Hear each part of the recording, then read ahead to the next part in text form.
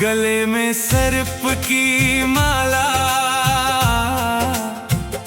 बदन पे ओढ़े मृग छाला। हाथ डमरू है बजाए डमरू वाला। मेरा शंकर सीधा सादा भोला भाला। शिव शंभू सीधा सादा भोला भाला।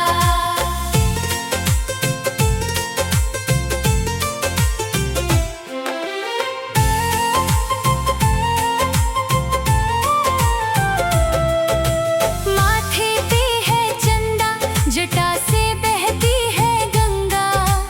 पावन कर दे दुनिया, ऐसी इनकी महिमा। माथे पे है चंदा, जटा से बहती है गंगा। पावन कर दे दुनिया, ऐसी इनकी महिमा। हे त्रिपुरारी कर दो कृपा, हे त्रिपुरारी कर दो कृपा। भर दो झोली मेरी भी आज। गले में सर्प की माला,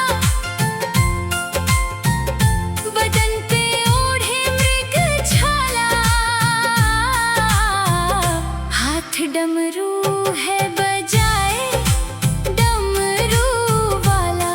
मेरा शंकर सीधा सादा भोला भाला। शिव शंभू सीधा सादा भोला भाला।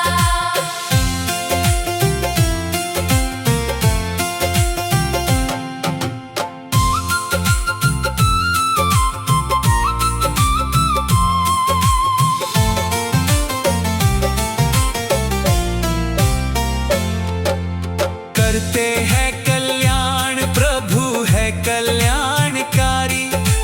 भरते सबके भंडार, महादेव है भोले भंडारी। करते हैं कल्याण, प्रभु है कल्याणकारी। भरते सबके भंडार, महादेव है भोले भंडारी। हे त्रिपुरारी कर दो कृपा, हे त्रिपुरारी कर दो कृपा। भर दो झोली मेरी भी आज। गले में सर्प की माला,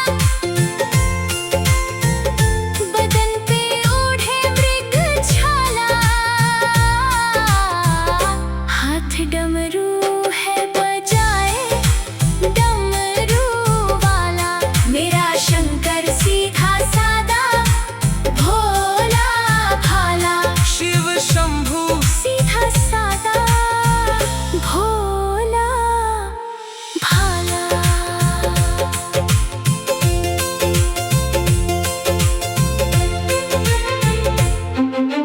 करते नंदी की सवारी है वो कैलाशवासी। हाथ में त्रिशूल उनके, महादेव है अविनाशी। करते नंदी की सवारी है वो कैलाशवासी। हाथ में त्रिशूल उनके, महादेव है अविनाशी। हे त्रिपुरारी कर दो कृपा, हे त्रिपुरारी कर दो कृपा। भर दो झोली मेरी भी आज। गले में सर्प की माला, बदन ओढ़े मृग छाला। हाथ डमरू बजाए